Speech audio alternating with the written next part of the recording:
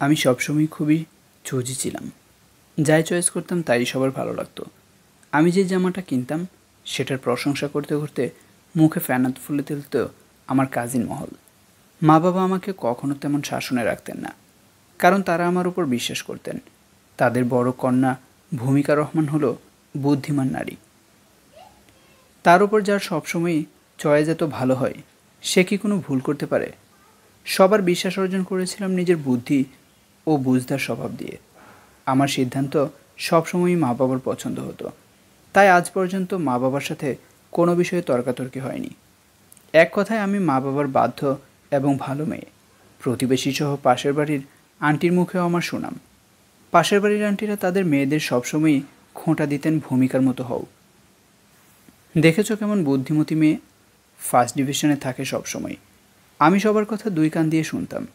সত্যি কথা বলতে কেউ সামনাসামনি আমার প্রশংসা করলে আমি খুবই লজ্জা পেতাম। এইচএসসি পরীক্ষার পর অ্যাডমিশন শুরু হলো আমার। অ্যাডমিশন পরীক্ষা দিয়ে চান্স পেলাম সিলেট শাহজালালে। ডাবিতে আমি ট্রাই করিনি, কারণ আমি ডাবির অ্যাডমিশন সময় মারাত্মক অসুস্থ ছিলাম। তবুও বাবা আবেদন করেছিলেন, কিন্তু পরীক্ষার দিনই হসপিটালে অ্যাডমিট ছিলাম। ডাবি ছাড়া হাতছাড়া হলেও আমার পরিবার কোনো দুঃখ প্রকাশ করলেন না। বলা বাহুল্য আমার মা বাবা কখনো কিছু আমার উপর চাপিয়ে দেন না। গুচ্ছের পরীক্ষা দিয়ে সাস্টে আইন নিয়ে চান্স পেলাম। মা বাবা অনেক খুশি হলেন। ব্যাগপত্র গুছিয়ে সিলেটের মাটিতে পা রাখলাম। সিলেট শাহজালাল বিজ্ঞান ও প্রযুক্তি বিশ্ববিদ্যালয়ে তখন আমার সবে 2 দিন হয়েছে। গোছানো আমির চোখ পড়ে যায় এক অগোছালো ছেলের উপর। সহজ সরল সাদাসিধা ছেলেটির চুলে সবসময় ঝুপঝাপ করে তেল দিয়ে কপালে সোজাসুজি বরাবর সিঁথি করা থাকতো। স্মার্টদের যুগে এমন সাদাসিধে সাজাগোজার ছেলে অনেকেরই নজরে পড়ে যায়। অনেকে হাসাহাসি করে, আবার অনেকে মজা নেয়। বলতে হবে ছেলেটির মুখে মায়া আছে।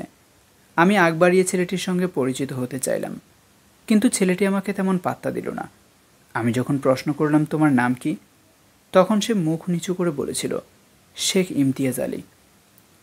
কেউ নাম জিজ্ঞেস করলে যে বিপরীতে তাকেও কিছু জিজ্ঞেস করতে হয় তা বোধ হয় সেই সাদাসিধা ছেলেটি জানে না।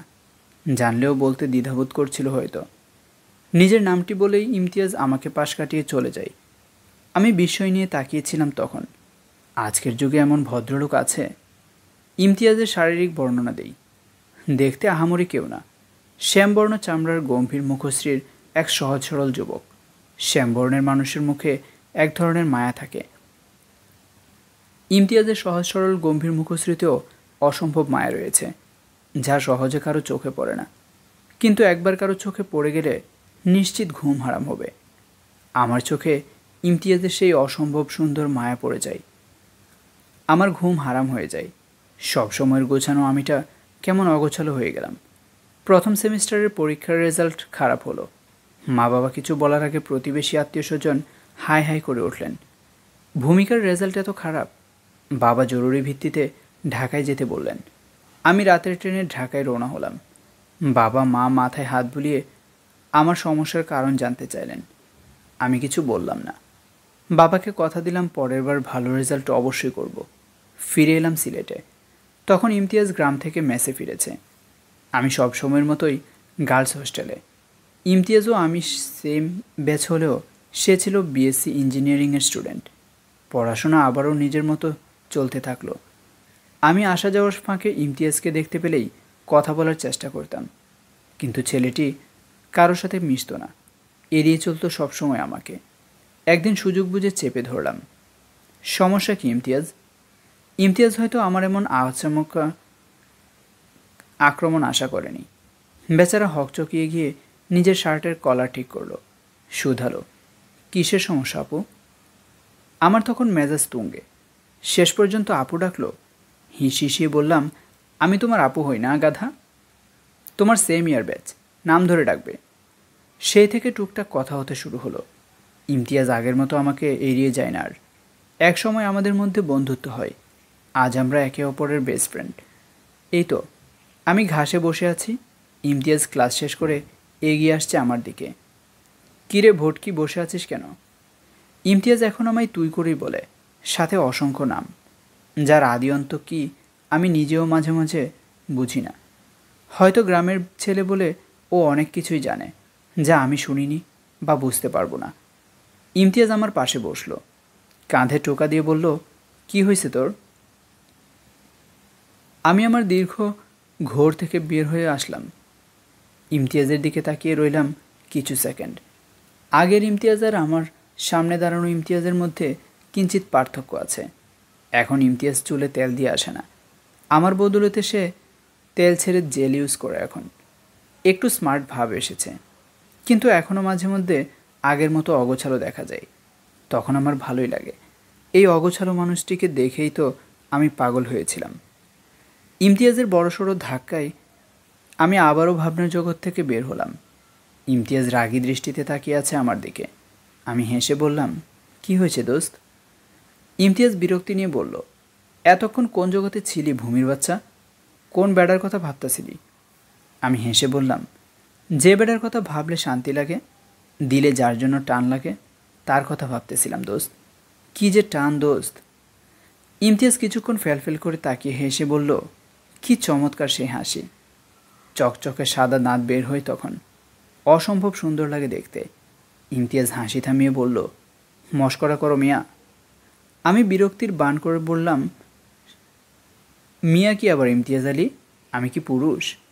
ইমতিয়াজ ভ্রুকুচকে বলল, ও সরি, আপনি তো মহিলা মানুষ।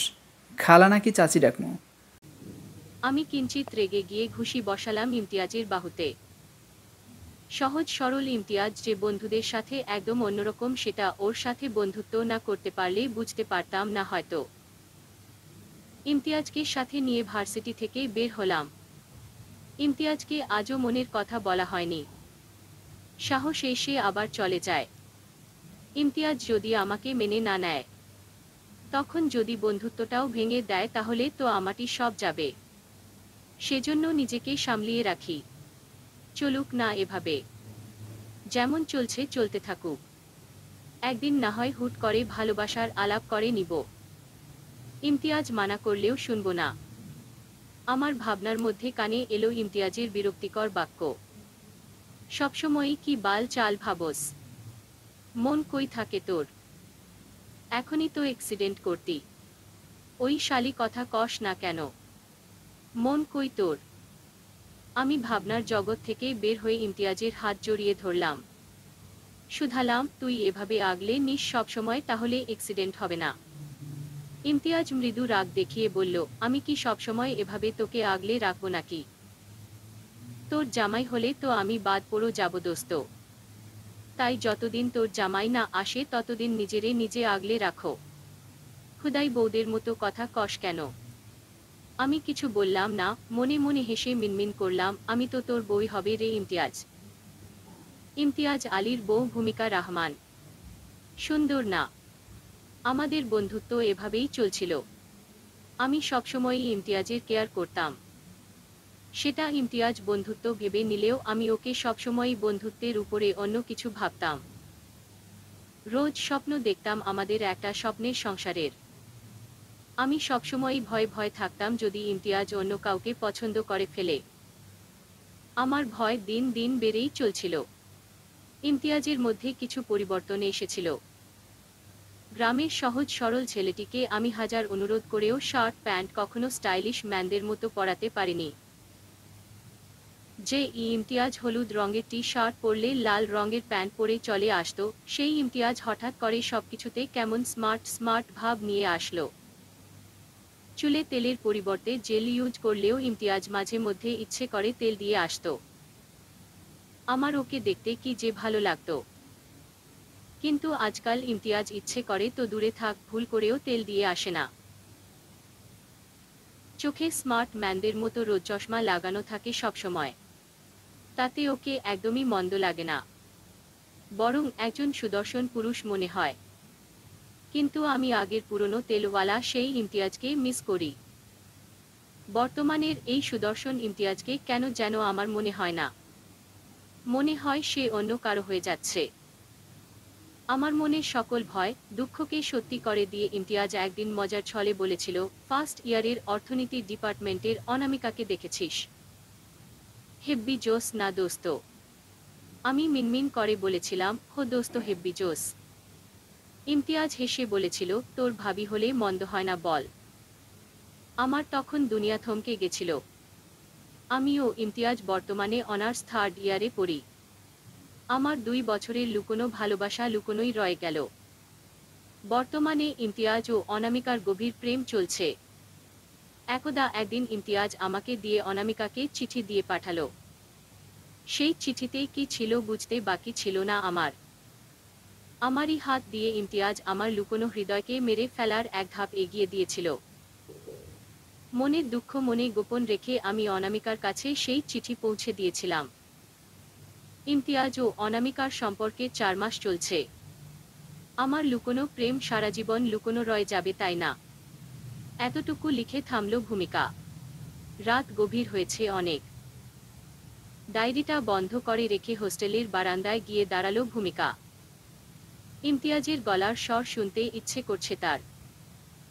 সময় ব্যয় না করে ডায়াল করল কাঙ্ক্ষিত নাম্বারে। কিন্তু ওপাশ থেকে বিজি দেখালো। ভূমিকা তাচ্ছিল হাসল। সে জানে ইমতিয়াজ অনামিকার সাথে দীর্ঘ প্রেম আলাপে ব্যস্ত। কিন্তু কিঞ্চিত আশা থেকে ডায়াল করেছিল। তার সেই আশাটাও ভেঙে গেল। ভূমিকার নিজেকে পাগল পাগল লাগল। ইমতিয়াজের সাথে কথা বলার পুরনো একটি কল রেকর্ড বের করে কানে চেপে ধরল। এই তো শোনা যাচ্ছে। কি মিষ্টি একটি স্বর। পুরুষ মানুষের গলার স্বর এত সুন্দর হয়। ইমতিয়াজকে মায়াবতী বলা উচিত। না ছেলে যেহেতু তাহলে মায়াবতা বলা যেতে পারে। একসময় রেকর্ড ফুরিয়ে গেল। ভূমিকা বারান্দায় বসে বসে তারা গুনতে শুরু করল। তারা গুনতে গুনতে সময় 2টার কাঁটায় পৌঁছালো। ইমতিয়াজের নাম্বারে পুনরায় ডায়াল করতেই ভূমিকা মর্মাহত হল। ভূমিকার তেলওয়ালা পুরুষ অন্য নারীর সঙ্গে প্রেমলীলায় ব্যস্ত। সে কি কখনো জানবে তার বিহনে এক নারীর বক্ষ জুড়ে কি নিদারুণ হাহাকার বয়ে যায়? ইমতিয়াজ তুমি হলে অন্ধ পুরুষ। সোনা রেখে কাঁচকে হীরা ভেবে আঁকড়ে ধরেছ। অথচ তুমি চাইলেই সোনাকে হিরেতে রূপান্তরিত করতে পারতে। প্রায় সব মানুষই প্রথমবার ভুল মানুষকে ভালোবাসে। তুমিও ভুল মানুষকে ভালোবেসেছ ইমতিয়াজ। কিন্তু আমি ভুল কাউকে ভালোবাসিনি। আমি তোমাকে আমার করে নিব। সবসময় পুরুষেরাই ভালোবাসার জন্য খারাপ হয় না, কিছু সময় মেয়েরাও খারাপ হয়। আমি খারাপ হব ইমতিয়াজ। ততটা খারাপ যতটা খারাপ হলে তুমি নিজ থেকে আমাকে ভালোবাসতে বাধ্য হবে। ভূমিকা সকাল সকাল ঘুম থেকে উঠে পড়ল। রাতে ঘুম না হলেও সকালেই ঘুম ভাঙে। ফ্রেশ হয়ে ক্লাসে গেল ভূমিকা। ইমতিয়াজকে ভার্সিটির আশপাশে কোথাও দেখতে পায়নি সে। ক্লাস শেষ করে ইমতিয়াজের ডিপার্টমেন্টের দিকে গেল। না, আজ ইমতিয়াজ আসেনি। ইমতিয়াজের ফোনে ডায়াল করলে সেটা বন্ধ বলল। এবার ভূমিকার দুশ্চিন্তা বাড়ল। রাতে না হয় প্রেমিকার সাথে ফোনে ব্যস্ত ছিল, ভার্সিটি আসেনি আবার ফোনও বন্ধ। কোনো বিপদে পড়েনি তো? ইমতিয়াজের মেসে যাওয়ার সিদ্ধান্ত নিল ভূমিকা। একটা রিকশায় উঠে পৌঁছে গেল ইমতিয়াজের মেসের সামনে। কিন্তু ছেলেদের মেসে কিভাবে প্রবেশ করবে চিন্তা করছিল ভূমিকা। দারোয়ানকে ডেকে জিজ্ঞেস করল, আসসালামু আলাইকুম চাচা, আপনি কি একটু ইমতিয়াজ মেসে আছে কি না জানাতে পারবেন? দারোয়ানের নাম বারাসাত আলী। পান খাওয়া লাল টকটকে ঠোঁট নাড়িয়ে বললেন, হেই তো ভোর সকালে গ্রামে গেছে গা। ভূমিকা অবাক হয়ে বলল, গ্রামে কেন? বারাসাত আলী সন্দেহের চোখে তাকিয়ে বললেন, সেটা দিয়া আপনার কাজ কি? ভূমিকা থমথমে গলায় বলল, চাচা ইমতিয়াজ আমার বেস্ট ফ্রেন্ড, ও আজ ভার্সিটিতে আসেনি। ফোনটাও ধরছে না গতকাল থেকে। এখন বন্ধ দেখাচ্ছে, সেজন্য চিন্তা হচ্ছিল। তাই ওর মেসে এসেছি খোঁজ নিতে। আপনি কি একটু বলবেন ওর গ্রামটা ঠিক কোথায়? বা ও কেন গ্রামে গেছে? বারাসাত আলী পানির ফিক ফেলে বললেন, সেটা তো জানি না মা, তবে পোলাটা তাড়াহুড়ায় করে বের হয়েছিল। আমারে ভোরে ডেকে তুলে গেট খোলাইছে। চোখমুখের অবস্থা কেমন যেন আছিল, মনে হয় কাঁদছিল। ইমতিয়াজের চিন্তায় ভূমিকার কান্না পেয়ে গেল। দারোয়ান চাচার থেকে বিদায় নিয়ে হোস্টেলে যেতে যেতে অনামিকাকে কল করল। কল দিয়ে যা জানল তা শুনে আশ্চর্য হয়ে কিছুক্ষণ কথা বলতে পারল না ভূমিকা। অনামিকার সাথে ইমতিয়াজের ব্রেকআপ হয়ে গেছে। সেজন্যেই কি ইমতিয়াজ কষ্ট পেয়ে গ্রামে চলে গেছে? না, ইমতিয়াজ ওই ধরনের ছেলে নয়। ইমোশনাল হলেও বাস্তববাদী ছেলে। ব্রেকআপের জন্য পড়াশোনা ফেলে গ্রামে যাবে না। নিশ্চয়ই অন্য কোনো কারণ আছে। সেটা কি তা ভূমিকাকেই খুঁজে বের করতে হবে। অনামিকার থেকে ইমতিয়াজের গ্রামের বাড়ির সঠিক নাম জেনে নিল ভূমিকা। সে নিজেও জানত কিন্তু মনে থাকত না। বিকালের বাসে চড়ে ভূমিকা গ্রামের উদ্দেশ্যে রওনা দিল। সিলেটের হবিগঞ্জের কুশিয়ারা নদীর পাশের একটি ছোট্ট গ্রামে জন্ম শেখ ইমতিয়াজ আলীর। বাবা একজন কৃষক, মা গৃহিণী। 2 ভাই ও 1 বোনকে নিয়েই তাদের পরিবার। ইমতিয়াজ হল দ্বিতীয়। প্রথম হলেন ইমতিয়াজের বড় ভাই শেখ ইমদাদুল আলী। ছোট বোন শেখ ইয়াসমিন আক্তার। বাবা শেখ ইমন আলী। মায়ের নাম আসমাউল হুসনা। নামগুলো প্রথম যখন শুনেছিল খুবই অবাক হয়েছিল ভূমিকা। গ্রামীণ নাম, কিন্তু অদ্ভুত সুন্দর, অদ্ভুত মাধুর্য যেন। নামের মতো মানুষগুলোর মধ্যেও নিশ্চয়ই এক ধরনের মাধুর্য আছে। ইমতিয়াজের ভাই ইমদাদুল একজন প্রবাসী। সাধারণত ভাইয়ের বিদেশে থেকে পাঠানো টাকাতেই পাকা দালান তৈরি করেছেন ইমতিয়াজের বাবা। ইমতিয়াজের কাছে ভূমিকা শুনেছিল খুব শীঘ্রই ইমদাদুল দেশে আসবে। বিয়ে করে সম্ভবত আর বিদেশে যাবে না, দেশেই যা করার করবে। ইমদাদুল কারিগরি থেকে ডিপ্লোমা শেষ করে বিদেশে পাড়ি দিয়েছিল। ইমতিয়াজের কাছে শুনেছে বড় ভাই ইমদাদুল বিদেশে গেছিলেন স্টুডেন্ট ভিসায়। ইঞ্জিনিয়ারিং এ বিএসসি করার পাশাপাশি কাজেও নেমেছিলেন। তারই বদৌলতে আজ ইমতিয়াজদের পাকা বাড়ি। বড় ছেলেদের অনেক কিছু ত্যাগ করতে হয়। পরিবারের বড় সন্তানেরা সবসময়ই পরিবারের জন্য অনেক শখ ত্যাগ করেন। ইমতিয়াজের ভাই ইমদাদুল বুয়েটে পড়ার স্বপ্ন নিয়ে বড় হলেও ভাগ্য সহায় হয়নি, বাবা বৃদ্ধ হয়ে গেছেন। ছোট ভাই বোন আছে, সবারই একটা ভবিষ্যৎ আছে। নিজের শখ ভুলে, স্বপ্ন ভুলে ইমতিয়াজের তাই বিদেশ বেছে নিয়েছিল। বড় ভাইয়ের এত ত্যাগের কারণেই ইমতিয়াজের মতো গ্রামের ছেলের শাস্ত্রের মতো বিশ্ববিদ্যালয়ে চান্স পাওয়ার বড় হাতিয়ার। ভাই যদি বিদেশ থেকে টাকা না পাঠাতো তাহলে ইমতিয়াজের পড়াশোনা বন্ধ হয়ে যেত সেই মেট্রিক পাশ করার পরপরই। ভূমিকা যখন ইমতিয়াজদের গ্রামে পৌঁছাল তখন সন্ধ্যা নেমে গেছে ধরণীতে। আশেপাশের লোকজনকে বলে অবশেষে ইমতিয়াজদের বাড়িতে পৌঁছাল সে। কিন্তু পৌঁছেই মনে হাহাকার করে উঠে তার। বাড়ির অবস্থা থমথমে। আশেপাশের মানুষের বলাবলিতে বুঝতে পারল ইমতিয়াজের বাবা আর নেই। দুপুরে জানাজা পড়া হয়ে গেছে। ভূমিকার বড্ড খারাপ লাগল। ইমতিয়াজ তাহলে এই জন্যই অমন পাগল বেশে চলে এসেছিল। ইমতিয়াজকে খুঁজবে কি করে ভাবল ভূমিকা। এভাবে আচমকা সে চলে এসেছে, গ্রামের মানুষ কিভাবে নিবে তাকে? ভূমিকা ফিরে যাবে কি না ভাবল। না, তাকে ইমতিয়াজের সাথে কথা বলতে হবে। প্রিয় মানুষের দুঃখে পাশে থাকার নামই তো ভালোবাসার একটা অংশ। উঠানে তখনও লোকজন গসিপ করে চলেছে।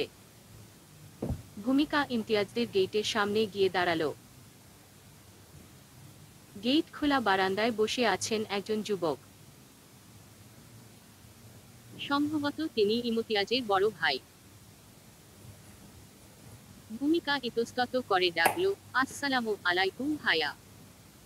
ইমদাদুল বিষণ্ণ মন নিয়ে বসেছিল। আচমকা কারো সালামে মাথা তুলে তাকালো। মেয়েটিকে চিনতে পারল না ইমতিয়াজ। পরনে ফতুয়া ও জিন্স, পায়ে হাই হিল। শহরে মানুষ বলতে তেমন কোনো আত্মীয় ইমদাদুল আছে বলে জানে না। তাহলে মেয়েটি কে? ওয়া আলাইকুমুস সালাম। আপনি কে? আমাকে ইমতিয়াজ চিনে ভাইয়া, আমি ওর বেস্ট ফ্রেন্ড। ইমদাদুল অবাক হতে গিয়ে নিজেকে সামলে নিল। শহরে পড়াশোনা করে মেয়ে বন্ধু থাকতেই পারে। সে গেট খুলে ভূমিকাকে ভিতরে আসতে বলল। ভূমিকা গেট দিয়ে প্রবেশ করল। ইমদাদুল ভূমিকাকে সাথে নিয়ে ভিতরে গেল। ইমতিয়াজকে ডাকতেই পাশের ঘর থেকে বের হয়ে আসলো অগোছালো উস্খুস্কো চুলের ইমতিয়াজ।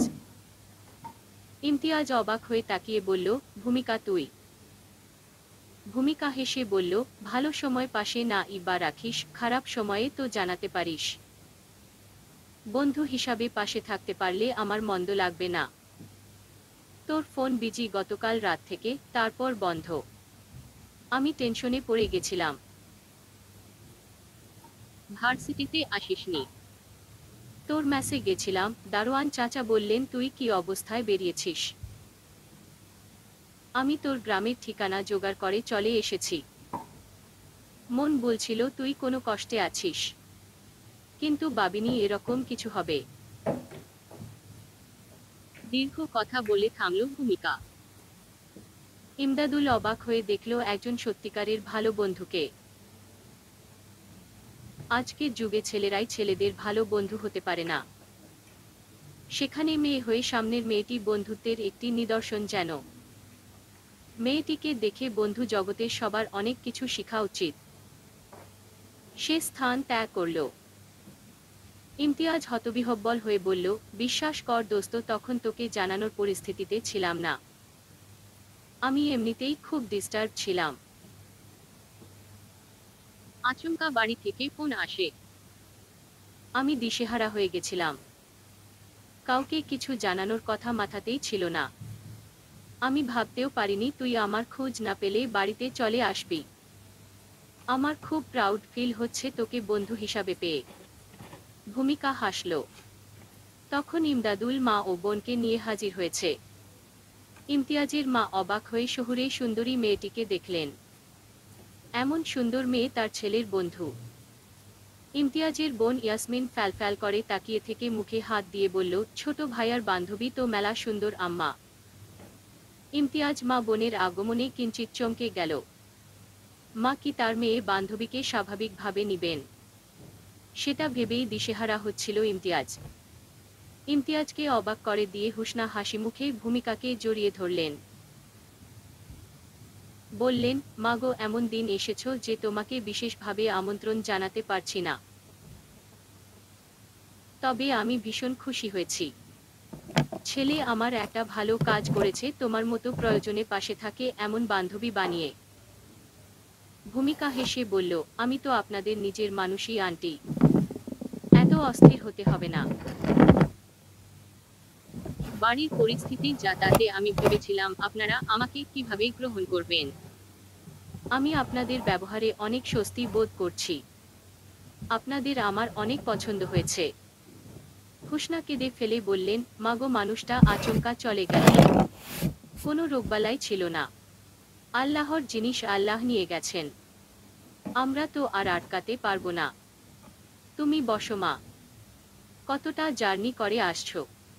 ইয়াসমিন, যা শরবত নিয়ে আয়। ভূমিকা বসে বলল, আপনাদের ব্যস্ত হতে হবে না আন্টি। ভূমিকার কথা শুনল না কেউ।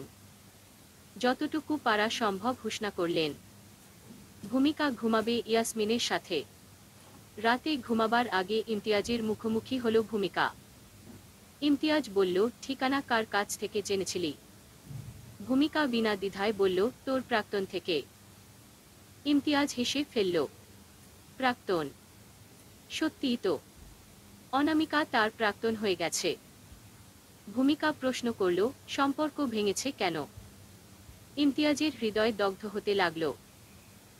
মুখে হাসি ফুটিয়ে বলল, তার কাবিন হয়ে গেছে অন্য কারো সাথে। তোর সাথে সম্পর্ক থাকাকালীন অন্য কারো সাথে কিভাবে? আমি ঠিক জানি না। তবে সে বলেছিল আচমকা নাকি তাকে পাত্রপক্ষ দেখতে এসে কাজী ডেকে বিয়ে করিয়ে রেখে গেছে। পরিস্থিতি এমন ছিল যে সে মা বাবার বিরুদ্ধে যেতে পারেনি। গতকাল তার সাথে দীর্ঘ কথা হলো। তাই তুই প্রথম বিজি পেয়েছিলি মেবি। তার স্বামী একজন উকিল। ভালোই পরিবার। এরকম পরিবার পাত্র পেলে কোন মেয়েই বা চাইবে আমার মতো ছেলের হয়ে থাকতে। যা হয়েছে ভালোই হয়েছে। সে যদি আমাকে দয়া করত তাহলে আমি সেটা মেনে নিতে পারতাম না ভূমিকা। এখন মেনে নিতে পারছিস? পারছি। সে আমাকে দয়া করেনি, সেজন্য আমি তার কাছে চিরকৃতজ্ঞ। কেউ যদি তোকে ভালোবাসে সেটা তোর কাছে দয়া মনে হবে ইমু। না, সেটা দয়া হবে না। কিন্তু আমি আমার থেকে বড় কোনো পর্যায়ের কাউকে কখনো জীবনে জড়াবো না। না হলে দেখা যাবে সে বড় পর্যায়ের হওয়ার কারণে আমার পরিচয় দিতে ইতস্তত করবে। যে সত্যিকারের ভালোবাসবে তার কাছে সবকিছুর ঊর্ধ্বে তুই থাকবি ইমতিয়াজ। সে তোর পরিচয় দিতে কখনো লজ্জিত হবে না। আজকের যুগে এমন পাবলিক পাওয়া কঠিন। সেটা যদি হয় আমার জন্য তাহলে তো কখনোই পাবো না। আর যাই হোক, আমার মতো অগোছালো ছেলেকে কেউ গ্রহণ করবে না। মেয়েরা অগোছালো ছেলের সাথে প্রেম করতে পারে কিন্তু জীবনসঙ্গী বানাতে পারে না। শুনিসনি? ভূমিকা হেসে বলল, তুই প্রেমে ছ্যাঁকা খেয়ে এসব বলছিস ইমতিয়াজ? তোর বা আমার আশেপাশে এমন মানুষ দেখবি বা দেখেছিস যারা সত্যিকারের ভালোবেসে অগোছালো ছেলেকেই বিয়ে করেছে? আমার মনে হয় আমার থেকে তুই বেশি দেখেছিস। ইমতিয়াজ হেসে বলল, হয়তো। কিন্তু কি জানিস, সব মেয়েরা সমান না। ঠিক তেমনি সব ছেলেদের মতো ইমতিয়াজের জন্য যে তেমন কোনো মেয়ে আসবে তারও কোনো গ্যারান্টি নেই। গ্যারান্টি কি? আসবেই না কখনো, মিলিয়ে নিস। ভূমিকা খিলখিল করে হাসল। ইমতিয়াজ অবাক হয়ে সেই হাসির দিকে তাকিয়ে রইল। ভূমিকা হাসি থামিয়ে বলল, তুইও মিলিয়ে নিস তেলওয়ালা। তোর জন্য তেমনি কেউ অপেক্ষা করে আছে। তুই চোখ কান খুলে দেখলেই বুঝতে পারবি। ইমতিয়াজ বিস্মিত হল। ভূমিকা আবারও হাসল। ইমতিয়াজের মনে হলো ভূমিকা সত্যের দেবী। এত কাছাকাছি একটি মেয়েকে কখনো কেন খেয়াল করেনি ইমতিয়াজ। চতুর ভূমিকা ধরা দিতে চাইল না, দৌড়ে ইয়াসমিনের ঘরে চলে গেল। ইমতিয়াজ বোকা বনে দাঁড়িয়ে রইল। এটা কি হলো? হেসে ফেলল ইমতিয়াজ। মেয়েটা কথার রানী। ইমতিয়াজের কাঁধে অনেক দায়িত্ব, নিজের পড়াশোনা, বোনের বিয়ে। বড় ভাইও বিয়ে করবেন কয়েকদিন পর। পরিবারে রোজগারি বলতে শুধু বড় ভাই। তাকেও বড় ভাইয়ের মতো পরিবারের পাশে দাঁড়াতে হবে। ভূমিকার মতো ধনীর দুলালি ইমতিয়াজের টানাপোড়েনের জীবনে অতিষ্ঠ হবে না তো? আমার আর ইমতিয়াজের প্রণয়ের শুরু সেখান থেকেই। ইমতিয়াজ যদিও আমাকে ভালোবাসতে অনেকটা সময় নিয়েছিল। তখন আমরা অনার্স পাশ করে বের হব। ঠিক সেই সময় ইমতিয়াজ নিজের মনের কথা জানায় আমাকে। তারপর দুজন মাস্টার্স পড়লাম। ইমতিয়াজ BCS এ বসে গেল। আমার বাবা মা ওইদিকে আমার জন্য পাত্র খুঁজছেন। মেয়ে বড় হয়েছে, মা বাবা পাত্র খুঁজবেন, স্বাভাবিক। কিন্তু সেটা স্বাভাবিকভাবে নিতে পারলাম না আমি। আমার প্রতিটি সময় ভয় ভয় কাটত। মনে হতো এই বুঝি ইমতিয়াজ আমার থেকে আলাদা হয়ে গেল। একবার তো পাত্রপক্ষ দেখতে আসলো। বাবা মায়ের মুখের উপর না করতে পারিনি। অগত্যা বসতে হলো পাত্রপক্ষের সামনে। ছেলে ডাক্তার, নাম আবরার আহমেদ। কিন্তু আমার এত স্মার্ট ডাক্তার দেখেও পছন্দ হলো না। ছেলের সাথে যখন একান্ত কথা বলতে দেওয়া হলো তখন সে বলেছিল, আপনাকে হুমায়ুন আহমেদের কৃষ্ণপক্ষ উপন্যাসের র মতো লাগছে। আমি হতবিহ্বল হয়ে তাকিয়ে বলেছিলাম, আপনি অনেক নির্লজ্জ। ডাক্তার আবরার তখন হেসে বলেছিলেন, আপনার কি আমাকে পছন্দ হয়েছে? আমি তৎক্ষণাৎ না করে দেই। তিনি জিজ্ঞেস করলেন, কি কারণে পছন্দ হয়নি? আমি বললাম, আমার একজন তেলওয়ালা পুরুষ রয়েছে যার ঘামে ভিজা কপাল বেয়ে চুল থেকে তেল গড়িয়ে পড়ে। তিনি বাকরুদ্ধ হয়েছিলেন। আমাকে মিনমিন করে বললেন, পাগল নাকি? কিন্তু আমি শুনে ফেললাম কথাটি। বাড়ি মাথায় তুলে বললাম, যে লোক আমাকে পাগল বলে তাকে এখনই আমাদের বাড়ি থেকে বের করা হোক। না হয় আমি এই বাড়ি ছেড়ে চলে যাব। বাবা আশ্চর্য হয়ে পাত্রপক্ষকে মানা করে দিয়ে বের করে দিলেন। যাবার বেলায় সেই ডাক্তারের হতবিহ্বল চাহনির শিকার হয়েছি আমি। চশমার আড়ালে তার করুণ মুখশ্রীও চোখে পড়েছিল। কিন্তু তাতে আমার কি? আমার তো তেলওয়ালা পুরুষকেই চাই। ইমতিয়াজ বিসিএস উত্তীর্ণ হলো। ইঞ্জিনিয়ার লেগে গেল ওর নামের পাশে। বড় কোম্পানিতে চাকরি পেল। আমি আইনজীবী হয়ে বের হলাম তখন। বাবা আবারও পাত্র দেখা শুরু করলেন। একদিন সাহস করে ইমতিয়াজকে নিয়ে বাবার সামনে হাজির হতে চাইলাম, কিন্তু ইমতিয়াজ রাজি হলো না। কেন হলো না আমি জানি না, কিন্তু সেদিন মনে হচ্ছিল কেউ আমার বুকে আঘাত করে যাচ্ছে ক্রমাগত। আমি বিষণ্ণ মন নিয়ে কাজে ডুবে গেলাম। ইমতিয়াজকে ফোন কল করা বন্ধ করে দিলাম। আমি প্রথমবার উপলব্ধি করলাম আমি এতদিন ভুল মানুষের জন্য এত সাধনা করেছি। পুরুষ তাহলে সত্যিই প্রতিষ্ঠিত হওয়ার পর শখের নারীকে ছুঁড়ে ফেলতে দুইবার ভাবে না। আমার ভাবনা মিথ্যা করে দিয়ে তার ঠিক এক সপ্তাহ পর ইমতিয়াজ তার পরিবার নিয়ে হাজির হলো আমার বাসায়। আমি ছলছল চোখে তাকিয়ে কথা বলতে ভুলে গেছিলাম। বাবা সবসময়ের মতো সেদিনও জড়িয়ে ধরে বলেছিলেন, তোমার চয়েস সবসময়ই বেস্ট হয় মা। আমার আর ইমতিয়াজের আংটি বদল হয় সেদিন। বলা বাহুল্য বাবা আংটি বদলের এক সপ্তাহ আগেই সব জেনে গেছিলেন। তাও ইমতিয়াজ বলেছিল বলে। আমার আত্মীয় স্বজন হৈ হৈ করলেন, বড় পর্যায়ের একজন ইঞ্জিনিয়ারকে পটাতে পেরেছি বলে কাজিন মহল প্রশংসায় পঞ্চমুখ। আবার এটাও বলেছে তারা, জিজুর মাথার চুল কমে যাচ্ছে। তবে ব্যাপার না কত বড় কাজ করে, চুল পড়ে যাবে স্বাভাবিক। আমি ইমতিয়াজকে ভিডিও কল করে বললাম, তোমার চুল পড়ে। ইমতিয়াজ বিস্ময় নিয়ে বলেছিল, হঠাৎ এই কথা? আমি হেসে বলেছিলাম, ভালো ট্রিটমেন্ট করাবো যাতে চুল না পড়ে। ইমতিয়াজও হেসে বলেছিল, চুল তো সবারই পড়ে যায়। আমার চুল পড়া শুরু করেছে। পড়াশোনার বেশি চাপ ছিল তাই। তবে আবার ঠিক হয়ে গেছে। যদি চুল পড়া বন্ধ না হতো তো টাকলা হয়ে যেতাম কয়েক বছরের ভিতরে। এই তো আমাদের বিয়ের তারিখ ঠিক হলো। একটা শুভ দিনে আমরা একে অপরের সাথে সারা জীবনের জন্য জড়িয়ে গেলাম। বিয়েতে অবশ্য আমি আবরার সাহেবকেও ইনভাইট করেছিলাম। তিনি বিস্মিত হয়ে আমার তেলওয়ালা বরকে দেখেছিলেন। ইমতিয়াজ জেল ইউজ করলেও আমি বিয়ের দিন চুলে তেল দিতে তাকে রীতিমতো বাধ্য করেছিলাম। ডায়েরিটা পড়ে শেষ করল ইমতিয়াজ। ভূমিকার ডায়েরি পড়ে তার চোখে অশ্রু জমা হলো। মেয়েটা থাকে এত ভালোবাসে অথচ সে বুঝতে অনেক দেরি করেছিল। অনামিকার সাথে সম্পর্কে জড়িয়ে ভূমিকাকে কষ্ট দিয়েছিল, কিন্তু নারীটি তার প্রতি কখনো অভিযোগ করেনি। এখনো ভালোবাসায় মুড়িয়ে রেখেছে ইমতিয়াজকে। উপহার দিয়েছে সুখের সংসার। ইমতিয়াজের ভাবনার মধ্যে কলিং বেলের শব্দ হলো। মহারানী এসেছেন তবে। দরজা খুলে দিল ইমতিয়াজ। ভূমিকা হাতে উকিলের কালো পোশাকটি নিয়ে ঘরে ঢুকল। জুতা খুলতে খুলতে বলল, তোমার মেয়ে ঘুমিয়েছে। ওকে খাইয়েছিলে? তুমি খেয়েছিলে দুপুরে? ইমতিয়াজ আচমকা কোলে তুলে নিল ভূমিকাকে। ভূমিকা ভরকে গেল। কি হয়েছে ইমতিয়াজ? ইমতিয়াজ জবাব না দিয়ে রুমে নিয়ে গেল। ভূমিকার কালো পোশাক যত্ন করে তুলে রাখল। জড়িয়ে ধরে শুয়ে পাগলের মতো চুম্বন করল। ভূমিকা নিজেকে সামলাতে গিয়ে ইমতিয়াজকে আরও বেসামাল করে দিল। ভূমিকা এক পর্যায়ে বলল, বুড়ো তেলওয়ালা মশাই, আপনার কি 5 মিনিটও সময় হয়নি? আমাকে ফ্রেশ হতে দিতেন। বাহির থেকে এসেছি তো।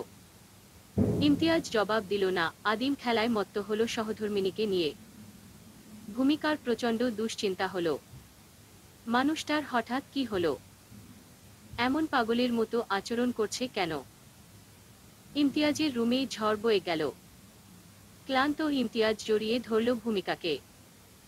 ভূমিকা মাথায় হাত ভুলিয়ে বলল, কি হয়েছে বলবে? ইমতিয়াজ কেঁদে উঠল শব্দ করে। ভূমিকা অবাক হয়ে বলল, তুমি কাঁদছো কেন? ইমতিয়াজ আবেগী হয়ে জড়িয়ে ধরে বলল, আমি তোমাকে অনেক কষ্ট দেই তাই না ভূমিকা? ভূমিকা বিস্মিত হল। ইমতিয়াজ আবারও বলল, তুমি আমাকে এত ভালোবাসো। তোমাকে আমি ঠিকভাবে সময় দিতে পারি না, কিন্তু তুমি কখনো অভিযোগ করো না। আমি কি খুব খারাপ হাজবেন্ড বউ? ভূমিকা এ পর্যায়ে কথা বলল, তুমি আমার চোখে দ্বিতীয় শ্রেষ্ঠ পুরুষ ইমতিয়াজ, যাকে আমি অসম্ভব ভালোবাসি। প্রথম জনকে? ভূমিকা হেসে বলল, আমার বাবা। ইমতিয়াজ জড়িয়ে রাখল ভূমিকাকে দীর্ঘক্ষণ। ভূমিকা কিছু মুহূর্ত পর বলল, তুমি আমার ডায়েরি পড়েছিলে তাই না? হু, ডায়েরিটা আমার ব্যক্তিগত ইমতিয়াজ। তুমি ব্যক্তিগত পুরুষ, তাই সেটা পড়ার অধিকার তোমার আছে। আমার তোমার প্রতি কোনো অভিযোগ নেই। আমি তোমাকে ভালোবাসি। মাঝে মধ্যে অভিমান করলেও সেটা অস্থায়ী ছিল। এত ভালোবাসো কেন? আমি ঠিক জানি না ইমতিয়াজ। আমি তোমাকে কখনো ভালোবাসবো সেই আশা নিয়ে সিলেটে পা রাখিনি। হঠাৎ করেই সব এলোমেলো হয়ে গেছিল। তোমাকে একটা কথা জিজ্ঞেস করব ইমতিয়াজ? করো। অনামিকাকে তোমার মনে পড়ে ইমতিয়াজ? তাকে আমার মন মনে করে না, কিন্তু আমি জোর করে মাঝে মধ্যে তাকে মনে করি। তাকে মনে মনে অসংখ্য ধন্যবাদ দেই। কিসের জন্য? সে ছেড়ে গেছিল বলেই আমি খাঁটি সোনাকে হিরে ভেবে হৃদয়ে স্থান দিতে পেরেছি। না হলে সারা জীবন খাঁটি সোনা রেখে নকল সোনা নিয়ে থাকতে হতো। নিজেকে ঠকানো হতো। তুমি আমাকে জিতিয়ে দিয়েছ ভূমিকা। কৃতজ্ঞতা তোমায় আমার লক্ষ্মী বউ। সময় রাত 10টা। রাতের অন্ধকার গভীর হতে লাগল। একে অপরের সাথে মিশে যেতে যেতে ভূমিকা মিনমিনে কণ্ঠে বলল, তুমি আজ কতদিন পর চুলে তেল দিয়েছ ইমতিয়াজ? ইমতিয়াজ ফিসফিস করে বলল, হঠাৎ ইচ্ছে হলো তোমার পছন্দের ইমতিয়াজ সাজতেন, তাই তেল দিয়ে তেলওয়ালা হয়ে গেলাম। তোমাকে অসংখ্য কৃতজ্ঞতা ইমতিয়াজ, আমাকে ভালোবাসার বদলে ভালোবাসা দেওয়ার জন্য। ইমতিয়াজ গভীর আবেশে চোখ বুজে বলল, তোমাকেও অসংখ্য ধন্যবাদ ভূমিকা, আমার জীবনে এসে ভালোবাসা ও পূর্ণতায় ভরিয়ে দেওয়ার জন্য। আমার ভূমিকা, ভালোবাসাময় লক্ষ্মী বউ আমার। আমি তোমাকে অসম্ভবের থেকেও অসম্ভব ভালোবাসি বউ। তুমি আমার, শুধুই আমার। সেই অনুভূতি আমাকে প্রতিটি সেকেন্ড সুখে ডুবিয়ে রাখে। ভূমিকা, তুমি শুনছ তো? হু, আমি তোমাকে এক আকাশ সমান ভালোবাসি। শেখ ইমতিয়াজ আলী। সমাপ্ত। ভূমিকা।